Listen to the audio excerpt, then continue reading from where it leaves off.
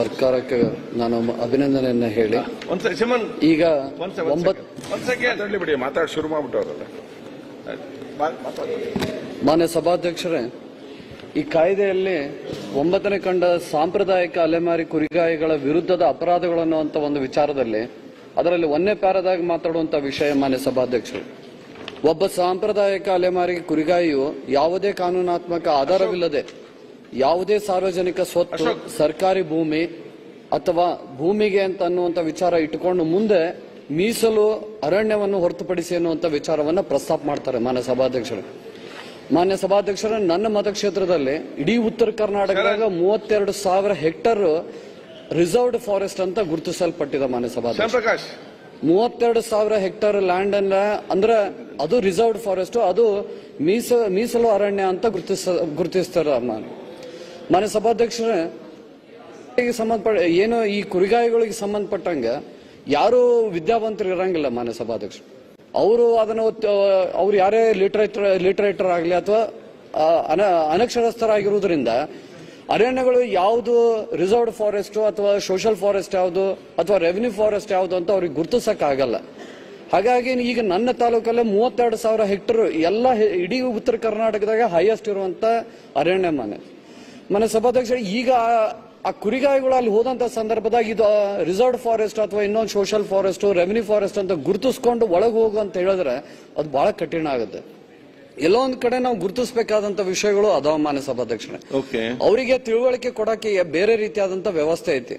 ಹಾಗಾಗಿ ಅರಣ್ಯ ಒಳಗೆ ಅವರಿಗೆ ಹೋಗಕ್ಕೆ ಅವಕಾಶ ಮಾಡಿಕೊಡೋದು ಬಹಳ ಮುಖ್ಯ ಅಂತ ನಾನ್ ಭಾವಿಸ್ತೀನಿ. ಮಾನ್ಯ ಸಭಾಧ್ಯಕ್ಷರು, ಯಾಕೆ ಈ ಮಾತನ್ನು ಹೇಳ್ತೀನಿ ಅಂದ್ರೆ, ಒಂದು ವರ್ಕಿಂಗ್ ಪ್ಲಾನ್ ಬುಕ್ಸ್ ಅನ್ನುವಂಥದ್ದು ಅರಣ್ಯ ಇಲಾಖೆಯಲ್ಲಿ ಕೊಡುವಂತದ್ದು. ಮಾನ್ಯ ಸಭಾಧ್ಯಕ್ಷರೇ, ಅದ್ರ ಒಳಗೆ ಮೆನ್ಷನ್ ಮಾಡ್ತಾರೆ ಏನಪ್ಪಾ ಅಂತಂದ್ರೆ, ನಮ್ಮ ಅರಣ್ಯ ರಿಸರ್ವ್ಡ್ ಫಾರೆಸ್ಟ್ ಏನು ಗುರುತಿಸಲ್ಪಟ್ಟಿದ್ದೆ ಬಾಗಲಕೋಟು, ಗದಗ ಜಿಲ್ಲೆ ಆಗಿರ್ಬೋದು, ಕೊಪ್ಪಳ ಜಿಲ್ಲೆಗಳದಾಗ ಅಲ್ಲಿ ಬಹಳ ಮುಖ್ಯವಾಗಿ ಗಮನ ಹರಿಸಬೇಕಾಗಿದ್ದ ವಿಷಯ ಏನಪ್ಪಾ ಅಂತಂದ್ರೆ, ನಮ್ಮ ಫಾರೆಸ್ಟ್ ಗಳು ಹೆಂಗದಾವ ಅಂದ್ರೆ ಟಾನ್ ಅಂಡ್ ಸ್ಕ್ರಬ್ ಫಾರೆಸ್ಟ್ ಅಂತ ಗುರುತಿಸಿರ್ತೀವಿ. ಮಾನ್ಯ ಸಭಾಧ್ಯಕ್ಷರು, ಅಲ್ಲಿ ಗಿಡ ಮರಗಳು ಎಲ್ಲ ಬಹಳ ದಟ್ಟವಾದ ಮರಗಳು ಆಯ್ತು, ಅರಣ್ಯ ಆಯ್ತು ಇರಂಗಿಲ್ಲ. ಮಾನ್ಯ ಸಭಾಧ್ಯಕ್ಷರು, ಅದು ಅಂತ ಪರಿಸ್ಥಿತಿ ಒಳಗ ಆ ಒಂದು ಕುರಿಗಾಯಿಗಳು ಅಲ್ಲಿ ಹೋಗಕ್ಕೆ ಅವಕಾಶ ಸಿಗದೆ ಹೋದ್ರೆ ಮತ್ತೆ ಅವರಿಗೆ ಕಾನೂನಾತ್ಮಕವಾದಂತ ಅಡೆತಡೆಗಳಾಗ್ಲಿ ಅಥವಾ ಅವ್ರ ಮೇಲೆ ದೌರ್ಜನ್ಯಗಳಾಗ್ಲಿ ಮತ್ತೆ ಮುಂದುವರ್ಕೊಂತ ಹೋಗ್ತಾವ ಅನ್ನೋದನ್ನ ನಾವು ಗಮನ ಹರಿಸಬೇಕಾಗ್ತೈತಿ. ಇದ್ರ ಜೊತೆಗೆ ಮಾನ್ಯ ಸಭಾಧ್ಯಕ್ಷರೇ, 2005-6ರಿಂದ ಹಿಡಿದು 2012-13 ಸಂದರ್ಭದಾಗ ಸರ್ಕಾರದ ವ್ಯಾಪ್ತಿ ಒಳಗ ಒಂದು ವಿಲೇಜ್ ಫಾರೆಸ್ಟ್ ಕಮಿಟೀಸ್ ಅಂತ ಫಾರ್ಮೇಶನ್ ಮಾಡಿದ್ರು. ಮಾನ್ಯ ಸಭಾಧ್ಯಕ್ಷರೇ, ಹಳ್ಳಿಗಾಡದಾಗ ಅಲ್ಲಿ ಅರಣ್ಯಕ್ಕೆ ಸಂಬಂಧಪಟ್ಟಂತ ಸಮಿತಿಗಳನ್ನ ರಚನೆ ಮಾಡಿದ್ರು. ಆ ಸಮಿತಿಗಳ ಮುಖಾಂತರವಾಗಿ ಅವರಿಗೆ ಸ್ವಲ್ಪ ಮಟ್ಟದಾದ್ರೂ ಅವರಿಗೆ ಸಮ್ ಪೋರ್ಷನ್ ಆಫ್ ಲ್ಯಾಂಡ್ಸ್ ಅನ್ನ ಅವರಿಗೆ ಕೊಟ್ಟು ಗ್ರೇಸಿಂಗ್ ಮಾಡಿಸ್ಕೊಳ್ಳೋಕೆ ಅವಕಾಶ ಮಾಡಿಕೊಡ್ತಿದ್ರು. ಮಾನ್ಯ ಸಭಾಧ್ಯಕ್ಷ, ಅದು ಎಲ್ಲೋ ಒಂದ್ ಕಡೆ ತಪ್ಪಾಗತೈತಿ. ಅದಕ್ಕೆ ದಯಮಾಡಿ ನಾನು ಈ ಸರ್ಕಾರಲ್ಲಿ ತಮ್ಮ ಮುಖಾಂತರವಾಗಿ ವಿನಂತಿ ಮಾಡ್ಕೊಳ್ಳೋದೇನಂದ್ರೆ, ಅವರಿಗೆ ಆ ಅವಕಾಶವನ್ನ ಮಾಡಿಕೊಡ್ಬೇಕು. ಅವ್ರಿಗೆ ಮತ್ತೊಮ್ಮೆ ಇಲ್ಲ ಅಂದ್ರೆ ಆ ಕಾನೂನು ಮಾಡಿದ್ದು ಅವ್ರಿಗೆ ಎಲ್ಲೋ ಒಂದ್ ಕಡೆ ಸದುಪಯೋಗ ಆಗಲ್ಲ ಅಂತ ನಾನ್ ಭಾವಿಸ್ತೀನಿ. ಮಾನ್ಯ ಸಭಾಧ್ಯಕ್ಷರು, ಒಂದು ತಮ್ಮ ಗಮನಕ್ಕೆ ಇಡುವಂತದ್ದು, ಈಗೇನು ನಾವು ಈ 32,000 ಹೆಕ್ಟರ್ ನಾವು ಅವರಿಗೆ ಅವಕಾಶ ಮಾಡಿ ಕೊಡದೆ ಹೋದ್ರೆ ಏನಾಗ್ತೈತೆ ಅನ್ನೋದು ಒಂದು ವಿಷಯನ್ನ ನಾನು ಪ್ರಸ್ತಾಪ ಮಾಡಕ್ ಪ್ರಯತ್ನ ಮಾಡ್ತೇನೆ. ಮಾನ್ಯ ಸಭಾಧ್ಯಕ್ಷರೇ, ಈ ಸಣ್ಣ ನಾವೆಲ್ಲೋ ಒಂದ್ ಕಡೆ ಬೇರೆ ಲ್ಯಾಂಡ್ ಅಲ್ಲಿ ಹೋದಾಗ ಅವರು ಬೇರೆ ಬೇರೆ ಮಾಲಕರೆಲ್ಲ ತೊಂದರೆ ಕೊಡ್ತಾರೆ ಅನ್ನೋಂಥದ್ದು ಈ ಕಾನೂನಲ್ಲಿ ತಂದಿದ್ದಾರೆ. ಅವ್ರಿಗೆ ಶಿಕ್ಷೆಗೂ ಒಳಪಡಿಸ್ತೀವಿ ಅನ್ನೋದನ್ನ ತಂದಿದ್ದಾರೆ. ಅದಕ್ಕೆ ನಾವು ಸ್ವಾಗತ ಮಾಡ್ತೇವೆ. ಆದ್ರೂ ಸತ ಅರಣ್ಯ ಇಲಾಖೆಗೆ ಸಂಬಂಧಪಟ್ಟಂತ ಅಧಿಕಾರಿ ವರ್ಗದವರು ಸತ ಯಾವುದೇ ರೀತಿ ಸಹಕಾರ ನೀಡಲ್ಲ. ಯಾಕಂದ್ರೆ ನನ್ನ ತಾಲೂಕಲ್ಲೇ ಮಾನ್ಯ ಸಭಾಧ್ಯಕ್ಷರು ಹೋದ ಬಾರಿ ಇದೇ ವರ್ಷ ಮಾರ್ಚ್ ತಿಂಗಳಲ್ಲಿ ಒಂದು ದುರ್ಘಟನೆ ಆಗ್ತೈತಿ. ಆ ವಿಷಯವನ್ನೇ ನಾನು ಹೇಳ್ಬೇಕಾಗ್ತದೆ. ಮಾನ್ಯ ಬಿಲ್ ಬೇಕಾ ಬೇಡವಾ, ಅದೇ ಅದಕ್ಕೆ ಹೇಳ್ತಿರೋದು. ಮಾನ್ಯ ಸಭಾಧ್ಯಕ್ಷರು, ಇದರಲ್ಲಿ ಕಾನೂನು ಸ್ವಲ್ಪ ಬದಲಾವಣೆ ತರೋದ್ರಾಗ ಒಳ್ಳೇದು ಅಂತ. ಎರಡನೇದಾಗಿ ಮಾನ್ಯ ಸಭಾಧ್ಯಕ್ಷ, ಅಲ್ಲಿ ಶರಣಪ್ಪ ಜಮ್ಮನಕಟ್ಟಿ ಅನ್ನುವಂತ ಒಬ್ಬ ಯುವಕನನ್ನ ಅಲ್ಲಿ ಅವನಿಗೆ ಹತ್ಯೆ ಮಾಡ್ತಾರೆ. ಮಾನ್ಯ ಸಭಾಧ್ಯಕ್ಷರೇ, ಬಟ್ ಯಾವುದೇ ರೀತಿಯಾದಂತ ಅವ್ರಿಗೆ ಅಲ್ಲಿ ಅವ್ನು ಹೋಗ್ಬೇಕಾಗಿದ್ದು ಎಲ್ಲಿ ಹೋಗ್ಬೇಕು, ಅರಣ್ಯದಾಗ ಹೋದ್ರೆ ಈ ಕಾನೂನು ಅಡೆತಡೆ ಬರುತ್ತೆ. ಅವ ಯಾವ್ದೋ ಒಂದು ಹೊಲದಲ್ಲಿ ಹೋಗಿ ಏನಾರ ಮಾಡ್ಕೋಬೇಕಂದ್ರೆ ಅಲ್ಲಿ ಒಂದು ಪ್ರಾಬ್ಲಮ್ ಆಗುತ್ತೆ.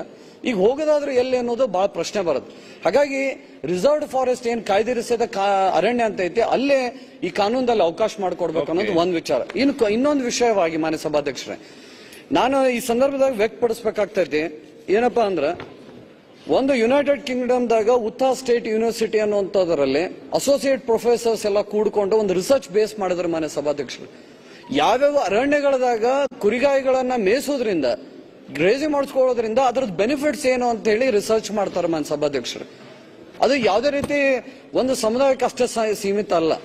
ಆ ಕುರಿಗಾಯಿಗಳಲ್ಲಿ ಗ್ರೇಜಿಂಗ್ ಮಾಡೋದ್ರಿಂದ ಆ ಫಾರೆಸ್ಟ್ ಡೆವಲಪ್ಮೆಂಟ್ ಯಾವ ರೀತಿ ಆಗುತ್ತೆ, ಎಕೋಸಿಸ್ಟಮ್ ಎಷ್ಟು ಡೆವಲಪ್ ಆಗ್ತೈತಿ, ಇಂಥ ವಿಷಯಗಳನ್ನ ಪ್ರಸ್ತಾಪ ಮಾಡ್ಯಾರ. ಹಾಗಾಗಿ ಈ ಕಾನೂನದಲ್ಲಿ ಇದಕ್ಕೂ ಸತ ಅರಣ್ಯಗಳು ಅಭಿವೃದ್ಧಿ ಆಗೋದಕ್ಕೂ ಅದನ್ನ ಒಳ್ಳೆ ರೀತಿಯಾಗಿ ನಾವು ಬದಲಾವಣೆ ಮಾಡೋದಕ್ಕೂ ದೊಡ್ಡ ಅವಕಾಶ ಐತೆ ಮಾನ್ಯ ಸಭಾಧ್ಯಕ್ಷರು. ಇನ್ನು ಕೊನೆಯದಾಗಿ ಒಂದು ವಿಷಯನ ಗಮನಕ್ಕಿಡ್ಬೇಕು. ಇದ್ರ ಕಾನೂನು ಒಳಗಡೆ ಬಂದೂಕಿನ ಅಂದ್ರೆ ಗನ್ ಲೈಸೆನ್ಸ್ ಗಳನ್ನ ವಿತರಣೆ ಮಾಡುವಂತ ವಿಷಯ ಪ್ರಸ್ತಾಪ ಆಗಿತ್ತು ಮಾನ್ಯ ಸಭಾಧ್ಯಕ್ಷರು ಬಹಳ ಸಲ.